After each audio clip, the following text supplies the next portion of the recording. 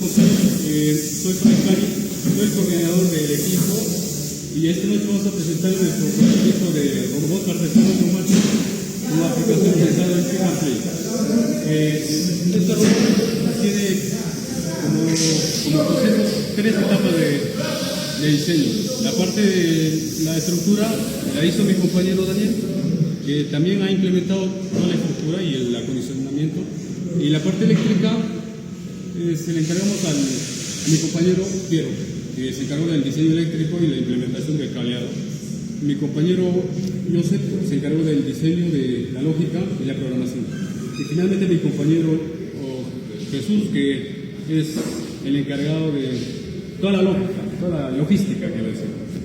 Bueno, ahora voy a pasar a mi compañero Piero para que le explique la parte del diseño eléctrico. Antes, ¿cómo así se les ha ocurrido hacer este proyecto? Este proyecto es inspirado en la manufactura de fármacos. O sea, sirve básicamente para envasar medicamentos. Y las dimensiones se basan más o menos inspirado en esa parte, ¿no? Ya. ¿Quién continúa?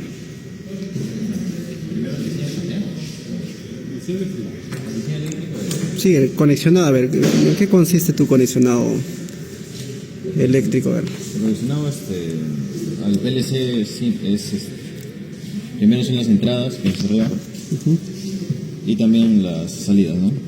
Que van a cada electroválvula para poder extender los cilindros y contraerlos. He conectado una fuente aparte porque el PLC no es capaz de entregar la suficiente corriente que necesitan las electroválvulas, y también un centro de comando de telecomando, ¿no? Para parar o seguir con la operación, ¿no? En este caso de los cilindros. ¿Y cuál es el conexionado a detalle? O sea, ¿qué cosas conectado en los canales de las entradas digitales? ¿Cuáles son tus sensores? Por ejemplo, las primeras entradas digitales, ¿de qué cilindro corresponde? Claro. De 0 a 5, o sea, de 0,1 y 00 hasta I05. Los 5 bits iniciales de entrada son los finales de carrera que están en la maqueta, ¿no? Aquí y las entradas. Son 3 cilindros y un gripper, ¿no? Sí. Ya. Y las salidas,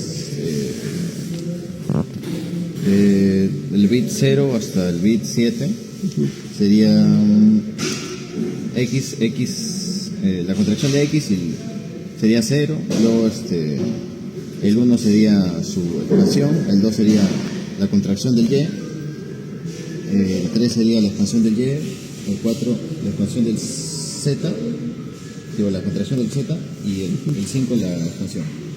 Luego el 6 y 7 sería el gripe, ¿no? Y también las salidas, ¿no?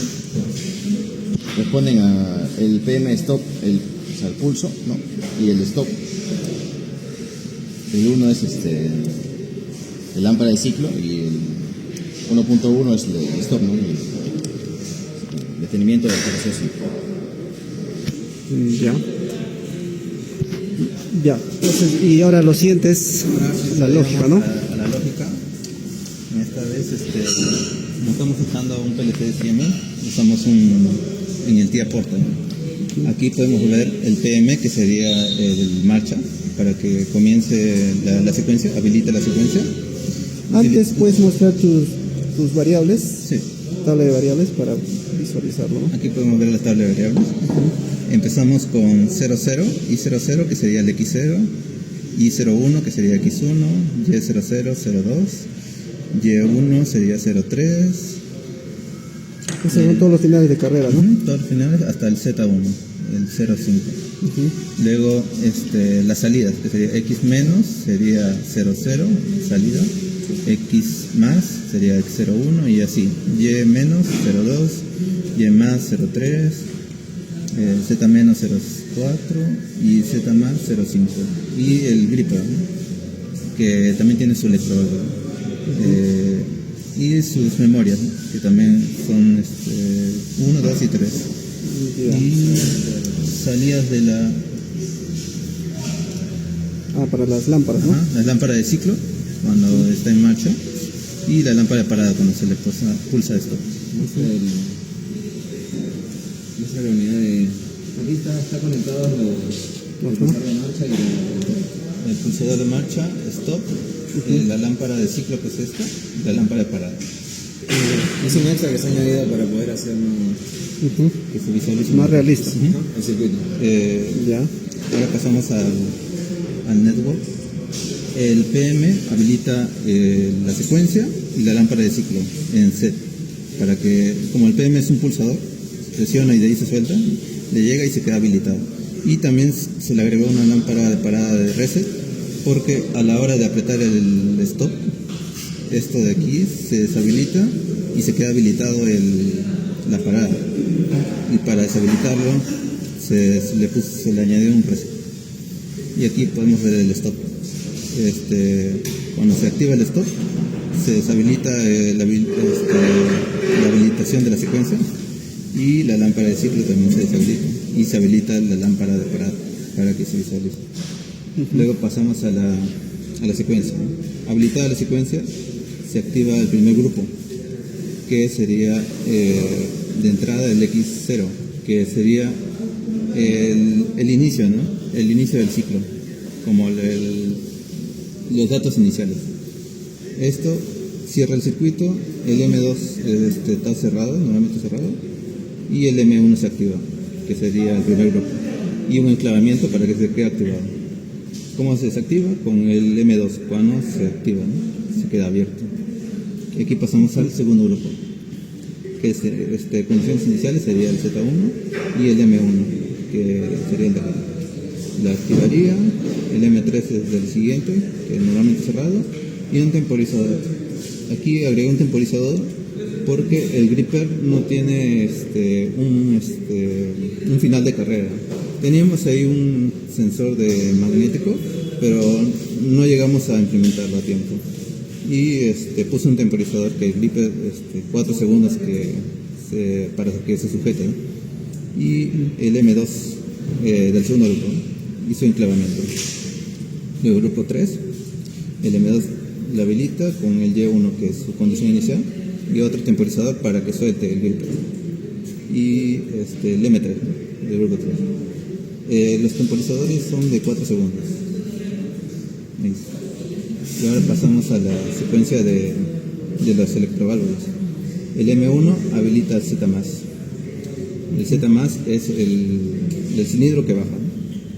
Luego, al bajar, su final de carrera Z1 habilita el gripper, ¿no? Que cierra. Luego pasamos al siguiente grupo. El M2 habilita el Z-, o sea que el cilindro Z sube con el gripper cerrado. Luego el final de carrera Z0, que sería cuando el cilindro esté arriba, habilita el X+, que hace que el cilindro X, se mueva, ¿no?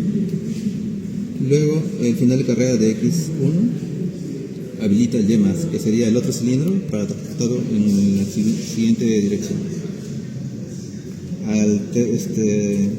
Al llegar a su punto Y1 del final de carrera, se habilita el gripper para que lo suelte, un G-. Lo soltaría en su posición que se requiera para soltar la caja o el producto del gripper que se mueve. Y finalmente se habilita el grupo 3. El grupo 3, aquí hay un temporizador, ¿no? Aquí arriba lo había mostrado, temporizador de 4 segundos, y se activa el Y-. Como el Y1 ya se había movido, aquí ya se activa el Y-.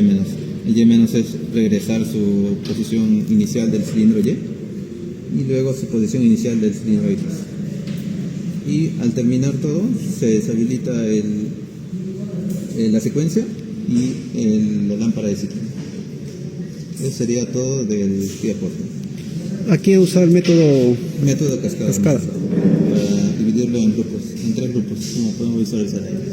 Son 3 grupos. Z más, Y más, que sería gripper, Z menos, X más, Y más, gripper menos, Y menos y X menos. Ya. Ahora paso a mi compañero Cristian para que continúe con en qué consiste el proceso. Bueno, el proceso en este caso para el movimiento de los cilindros consta en que el sistema va a esperar la señal de start y una vez puesta esta señal en marcha, lo que va a hacer el sistema es la expansión del cilindro Z. Una vez que este cilindro llega a su posición final, lo que hace es el gripper se cierra, esto para que agarre la caja, continúa con la contracción del eje Z y lo que luego ocurre sería las expansiones tanto del eje, del movimiento del cilindro X y Y. Una vez posicionado en la posición que se requiere, en este caso ya el gripper se pasa a abrirse y bueno, luego se llegan a contraer de nuevo tanto los ejes X y Y que se habían expandido.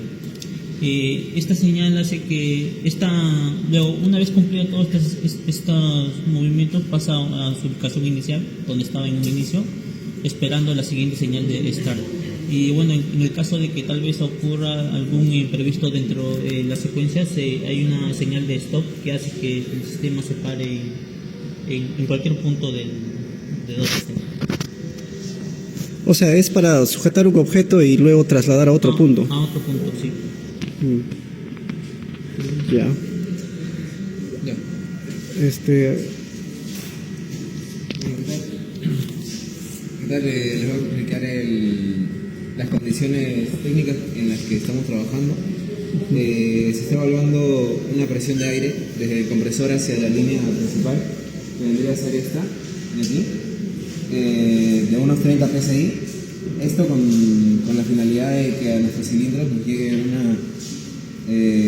una presión de unos 0.2 megapascales, que está dentro del rango de funcionamiento de los cilindros.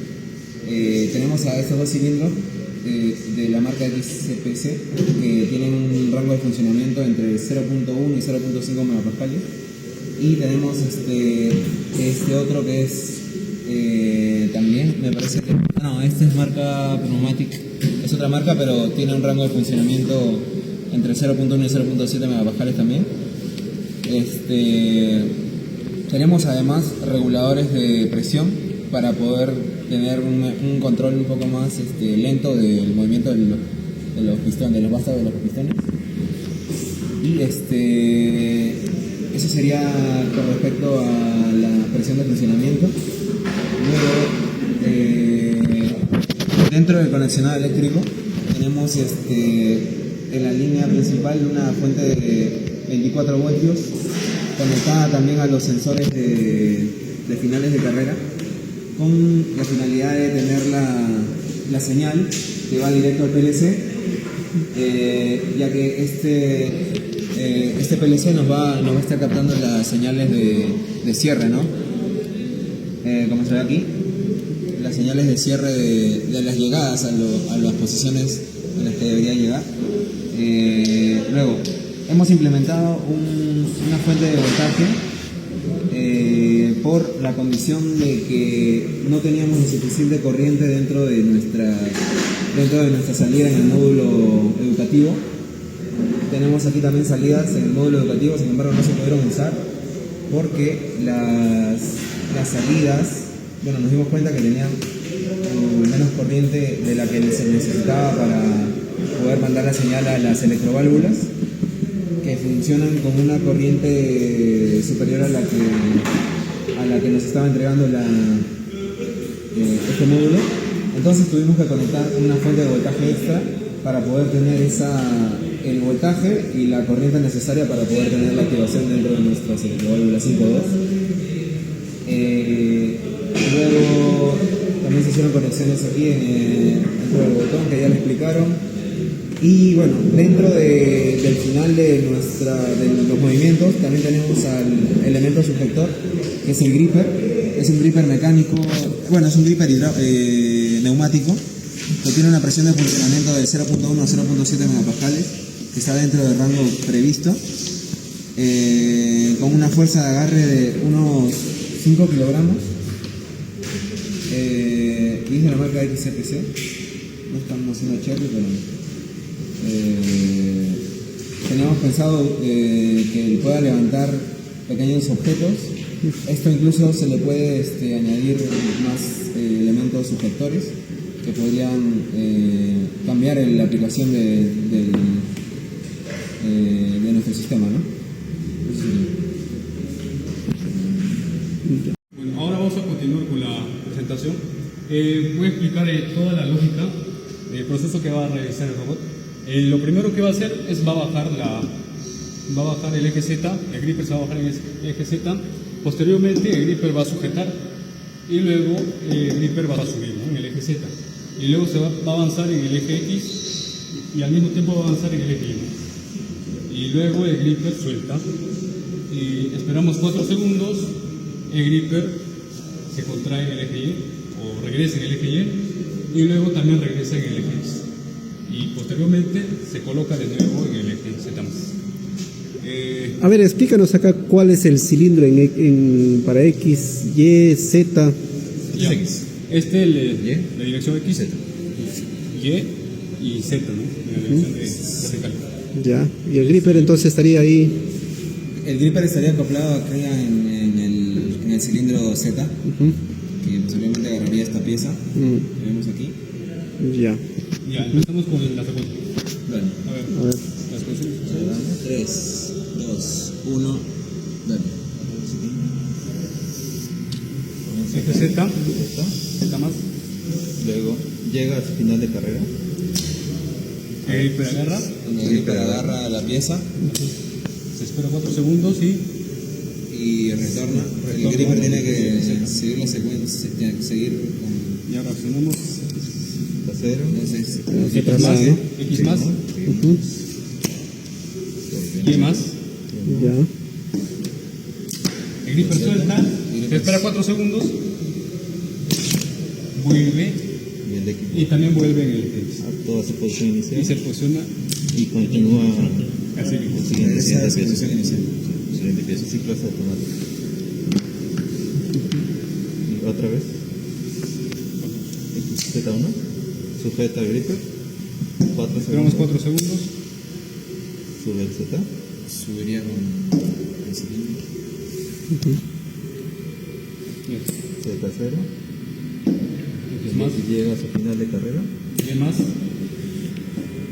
El gripper suelta, esperamos 4 segundos y ya vuelve. Y también vuelve X.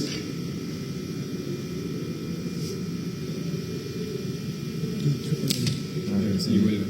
Siguiente ciclo. El tema del apoyo manual es que no se está llegando a las finales de carrera completamente. Y nada más. Todo el proceso es automático. Ya. Probemos el stop. Hay que probar el stop. Ahí viene el botón. Claro, sí. Vale, bueno. Sigue, ahora el posición. Bueno, El gripper agarra. Ya. Cuando se expande porque lo pones el X. Cuando se expande el X. claro, dentro del proceso automático tenemos una parada de emergencia, que es en caso de algún tipo de accidentes. Ahí Ahí presiona stop y se detiene. Que choque. Ya la secuencia no continuaría, se Lo que se pararía. detiene es la secuencia, no se detiene sin Mm. ningún signo proporcional. Claro, porque Porque si lo. Debería stop. Debería salir. ahí el stop está activado. Debería salir ya más. Y le pongo el play, el pulsador. Continúa. en contacto con luz. No está haciendo contacto. De cero.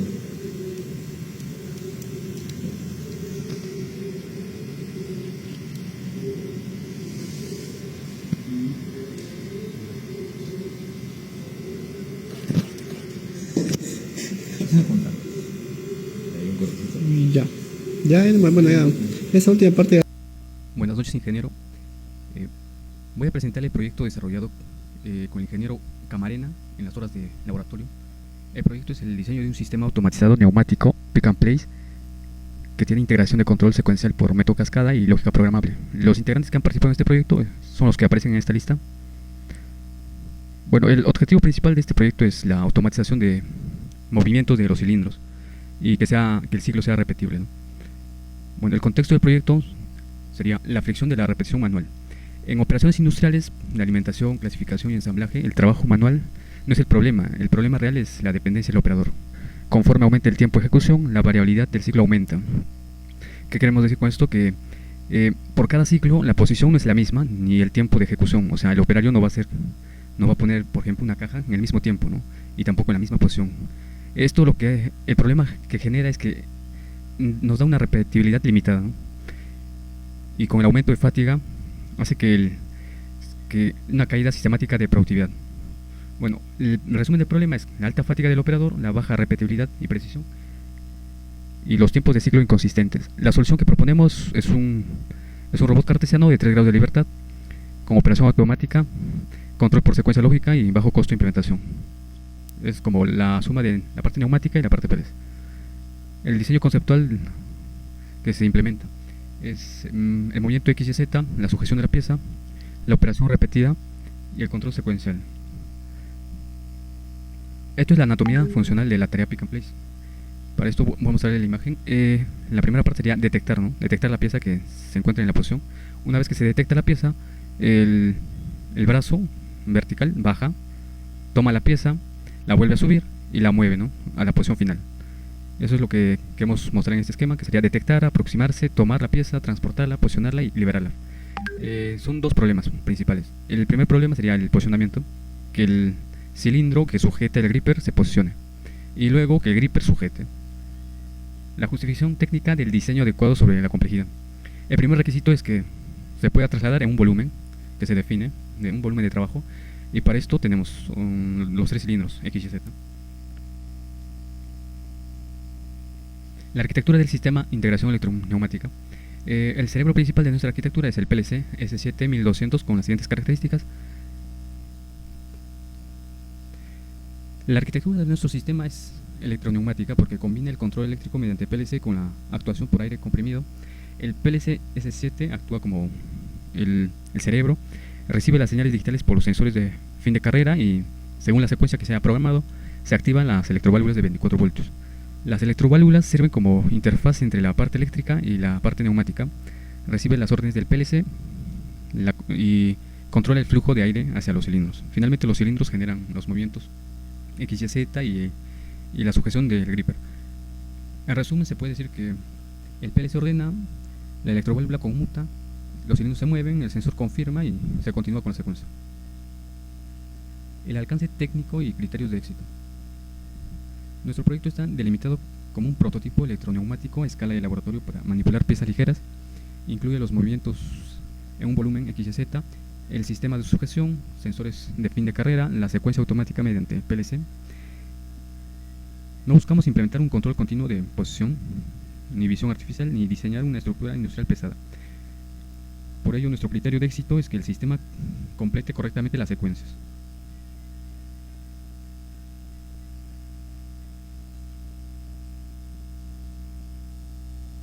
Informe voy a presentar el diseño del sistema y los cálculos que respaldan la selección de nuestros componentes.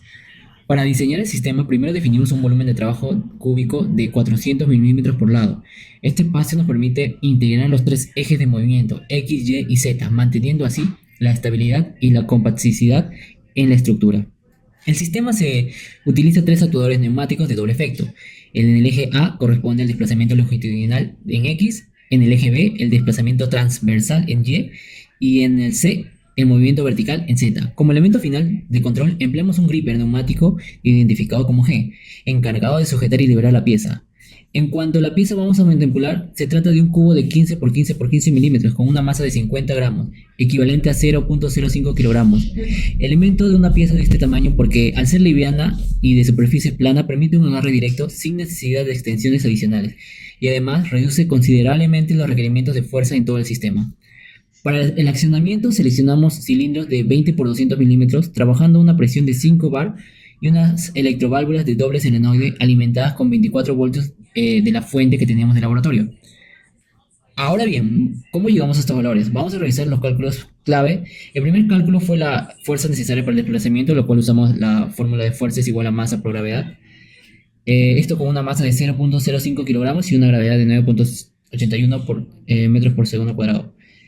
Segundo el cálculo, también usamos el diámetro, es igual a la raíz de 4 veces la fuerza entre pi por la presión, el cual la presión tenemos de 5 bar y bueno, el factor de seguridad que nosotros tenemos es de 2, el cual nos sale el diámetro mínimo del émbolo es 2.26 milímetros.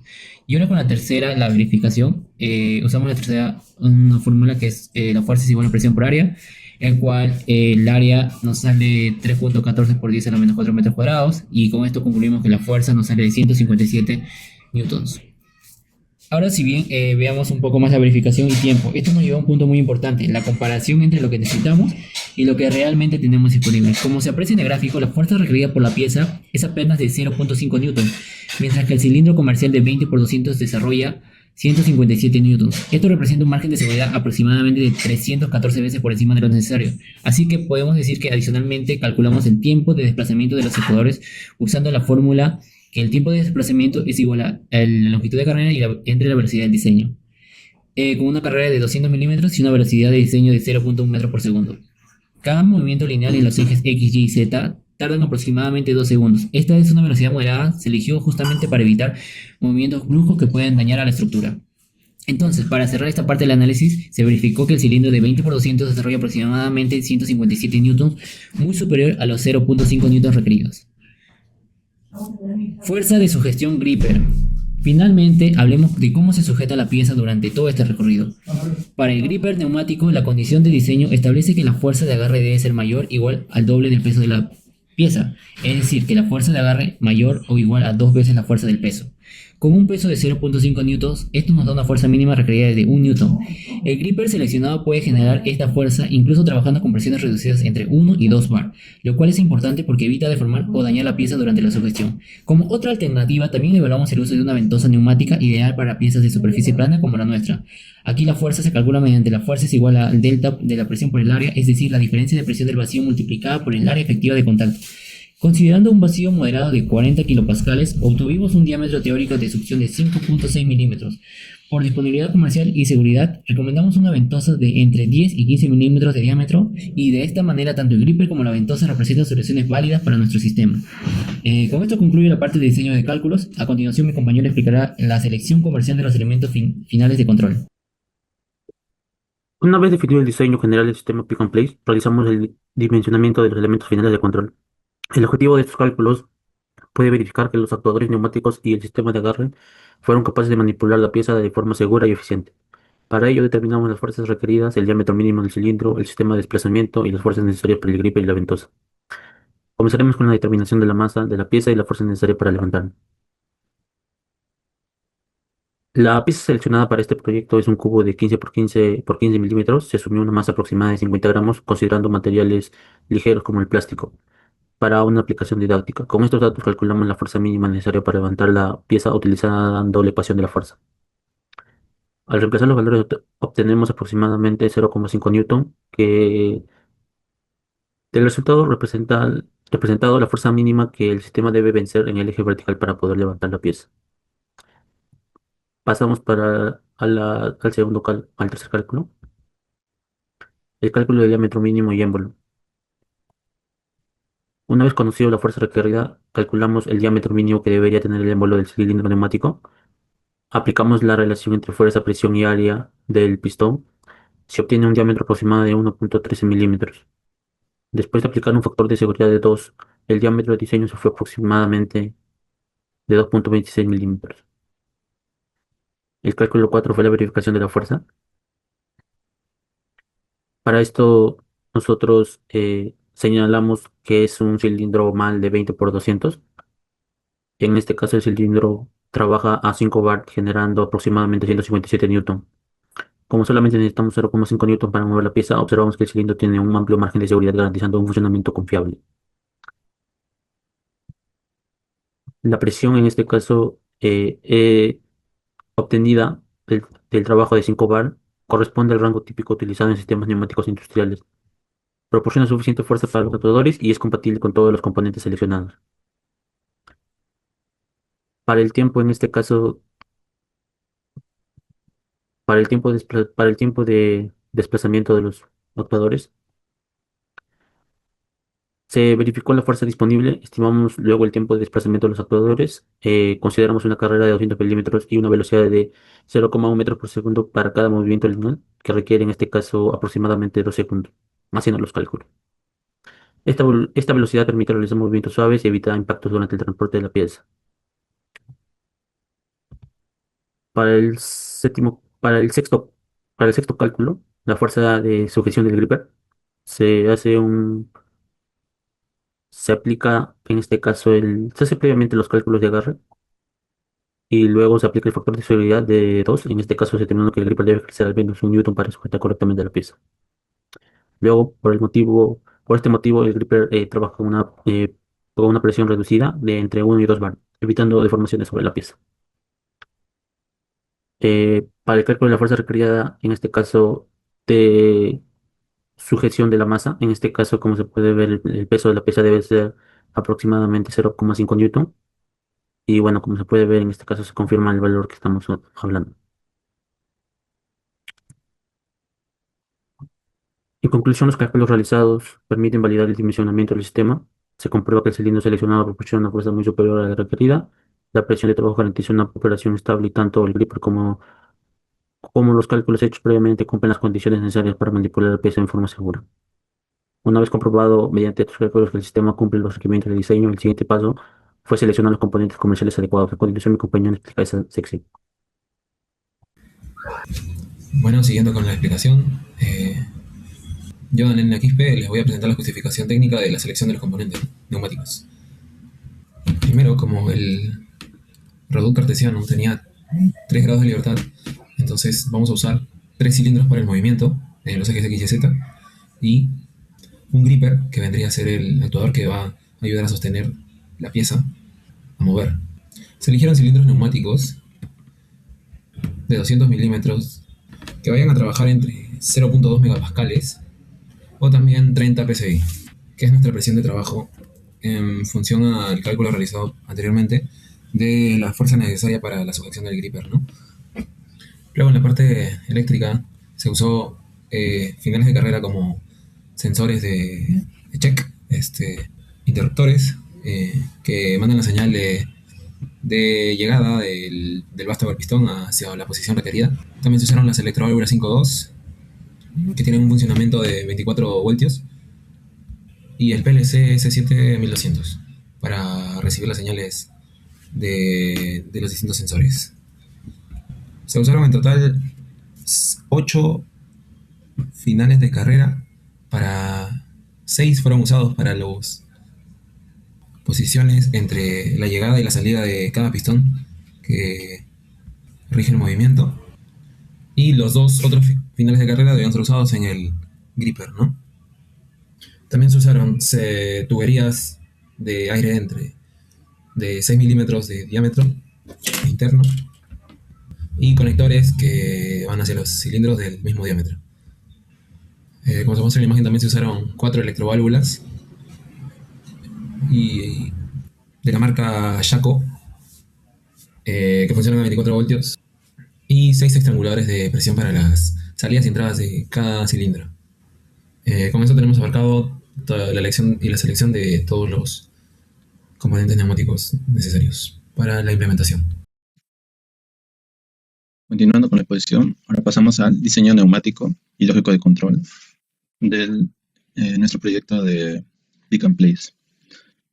Aquí podemos ver el circuito neumático con electroválvulas en cada eje, X, Y y Z, y una electroválvula para el gripper neumático.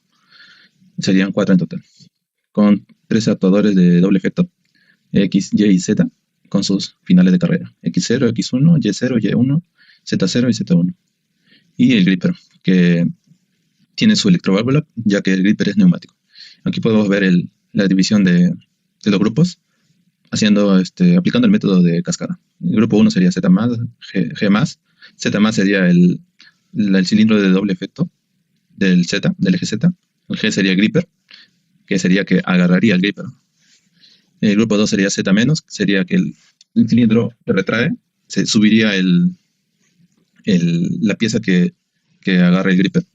Luego el X más sería el cilindro X, que se expandiría trasladándolo en el eje X.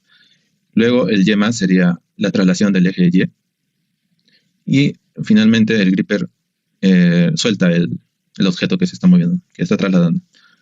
Luego pasaría al grupo 3, que sería Y menos, estaría retrocediendo a su posición inicial del Y el X menos regresaría a su posición inicial de todo el movimiento. Aquí terminaría todo el ciclo, ¿no? Y regresaría al Z más, para el siguiente movimiento. Podemos notar que son 4 electroválvulas de 5,2 de doble solenoide de 24 voltios. Uno por cada cilindro en cada extremo. Y también para el gripper y ventosa. Añadimos también válvulas reguladoras o estranguladoras, también creo que usamos en algunas, para que el cilindro no sea tan brusco en su movimiento, ¿no? Sea más suave y no dañe la maqueta que hemos realizado para la presentación. También la presión general que usamos era de 25 o 5 bar, creo que era. Y usamos una unidad de mantenimiento. Aquí podemos ver el diagrama de secuencia. Primero el Z se expande, luego pasaría a gripper a contraerse, o sea, a agarrar el objeto. Luego de eso, el Z regresa a su posición inicial, o sea que en el eje Z baja, el gripper agarra y luego de unos segundos sube. Luego se traslada en el eje X, posteriormente en el eje Y, y el gripper lo suelta. Aquí faltaba editar, aquí debería ser el gripper, no V, porque también estamos pensando hacer ventosa, pero al final decidimos por gripper neumático. Y regresan a su posición inicial en el eje Y y en el eje X para su siguiente ciclo de movimiento. Todas las medidas están en milímetros. Y bueno, aquí podemos ver que aproximadamente, aquí le hemos añadido, no hemos actualizado, pero aquí estaría añadido unos 3 segundos. Aquí solo hemos puesto 1 segundo. Pero le pusimos 3 segundos para que el gripper agarre bien, ya que puede que él no le dé el tiempo para que sostenga la pieza que se va a mover. Las condiciones iniciales en el eje X, el estado inicial sería el cilindro retraído en el eje X, en el eje Y también retraído, en el Z también, el gripper desactivado, o sea, no está pasando aire hacia el gripper para que haga el agarre. Los sensores del eje X, el X0 debe estar activado, el Y0 también, y el Z0 también. Esto significa que están retraídos, como están acá. Y los sensores de X1, Y1 y Z1 están desactivados porque no están expandidos los cilindros X, Y y Z. Bueno, el gripper no tiene ningún sensor. Ahora pasamos a la filosofía del control. Usamos un cilindro MAL de 20x200 de doble efecto para el eje X, Y y Z, accionados por electroválvula 5.2 de doble solenoide de 24 voltios. También la presión regulada con una unidad de mantenimiento, una velocidad regulada por las válvulas estranguladoras o reguladoras y sensores de finales de carrera. Aquí podemos ver la secuencia. Primero realiza el Z+, luego hace el gripper, ¿no? Agarra el gripper, luego pasamos a Z-, X+, Y+, gripper suelta, Y- y X-. Aquí el X- regresaría al Z+, para su siguiente ciclo. Y podemos dividirlo en 3 grupos para aplicar el método cascada, que sería Z+, G+. El Z+, el cilindro Z, el gripper, agarra. Luego pasamos al grupo 2, que sería el eje Z regresa a su posición inicial, o sea, empieza a subir. Luego el X+ avanza, o sea, se expande. El Y+ también se expande. Llegan al punto final que se quiere trasladar el objeto. Y el gripper suelta el objeto. Luego en el eje Y retrocede a su posición, el X también, y regresaría a su posición inicial para el siguiente ciclo. Aquí podemos ver la programación, bueno, la lógica, ¿no?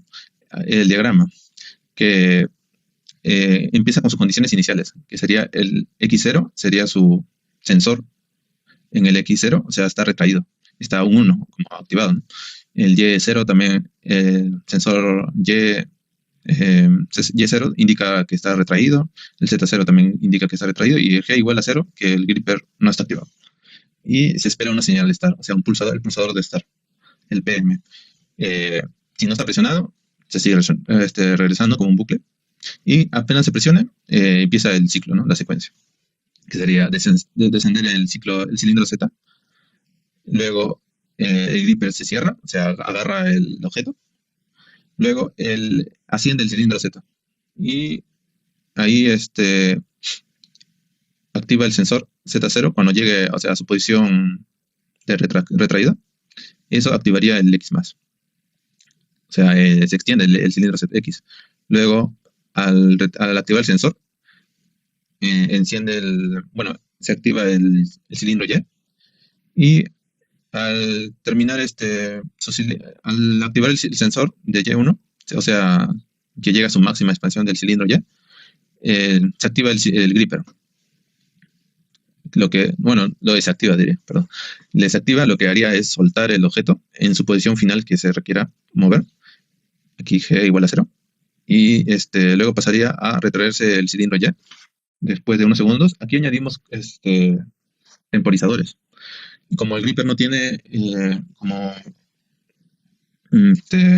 finales de carrera o sensores, no tiene como una activación para la siguiente secuencia. Así que le añadimos temporizadores para que el gripper tenga su tiempo de soltar y también aquí tenga su tiempo para agarrar el objeto. Luego, de esos segundos, se retrae el cilindro Y hasta que llegue a activar el sensor Y0 y se retrae el cilindro X y hasta que se active el sensor X0. Y ahí estaría terminado el ciclo. Durante esto, si ocurre alguna emergencia o algo, hay un botón de stop que detiene la secuencia. No detiene el cilindro en movimiento, sino detiene la secuencia. O sea, por ejemplo, si presiona aquí durante este cilindro, se está expandiendo el Z menos, y presiona stop, aquí se detendría, ya no continuaría. No es que el cilindro se quede a mitad, no. Aquí hemos puesto para que se detenga la secuencia, no el cilindro.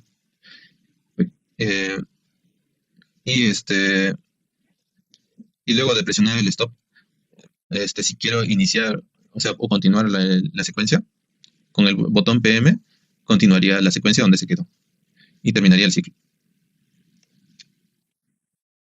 Aquí podemos ver los sensores X0 y X1, que sería en el cilindro X retraído, el cilindro X expandido.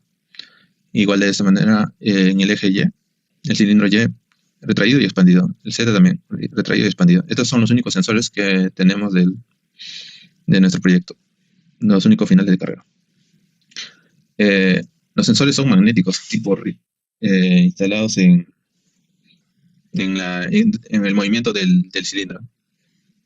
Estos sensores envían señales al PLC, lo cual activa la secuencia, ¿no? O sea, aquí podemos ver que activa la secuencia para la siguiente operación.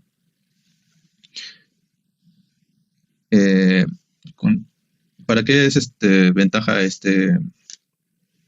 PLC en nuestro proyecto? Nos sirvió mucho para ahorrar el cableado porque nosotros habíamos hecho esta parte neumática, pero también hay una parte eléctrica para que sea electroneumático. La parte eléctrica nos hubiera salido muy costoso en cables, en solenoides, en bobinas, en pulsadores, contactores. Y para ahorrar eso, y como teníamos a disponibilidad los PLC en el laboratorio, hemos usado PLC y esto nos ha ahorrado mucho costo en el proyecto. Y hemos usado un PLC S7200. No hemos tenido ningún problema en usar. Y nos ahorró mucho dinero en los cableados y conexiones. Ahora seguiría mi compañero Suárez explicando la parte del PLC, de las conexiones. Y para culminar nuestra presentación, me encargaré de detallar la etapa de implementación tecnológica, la programación del sistema y las conclusiones finales de nuestro proyecto Pick and Place. Para lograr que nuestra estructura mecánica cobre vida, el cerebro que hemos seleccionado es el PLC Siemens S7200. Elegimos esta arquitectura porque es un estándar industrial muy robusto y al igual que nuestras electroválvulas y sensores, opera íntegramente 24 voltios de corriente continua. Como pueden ver, el PLC se encarga de recopilar las señales de las posiciones iniciales y finales de cada cilindro para luego emitir las órdenes exactas hacia los solenoides que movilizan nuestros ejes X, Y y Z. Toda esta coordinación no sería posible sin una lógica sólida. Trajimos nuestro método neumático de cascada al lenguaje ladder, utilizando la plataforma TIA Portal. Un paso fundamental en nuestra propuesta en operación fue la simulación virtual.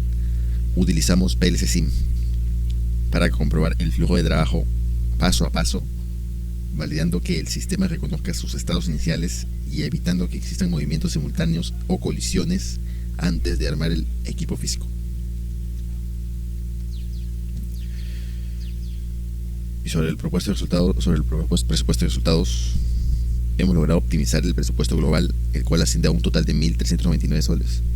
Esto incluye absolutamente todo, desde los cilindros de doble efecto hasta las fuentes y accesorios eléctricos de control. El resultado nos demuestra que es posible crear sistemas automatizados XYZ de alta eficiencia a un bajo costo, ideal para entornos de laboratorio y pequeñas industrias. Finalmente, la mayor ventaja y conclusión de este trabajo es que el proyecto sí puede implementarse y operar en la realidad. Hemos logrado una integración exitosa entre los actuadores neumáticos y la lógica programable. De cara al futuro, hemos identificado un par de mejoras interesantes. Cómo incorporar una interfaz HMI para que el usuario monitoree los ciclos, o el uso de sensores proporcionales para agarres más delicados. Con esto cerramos la predicción.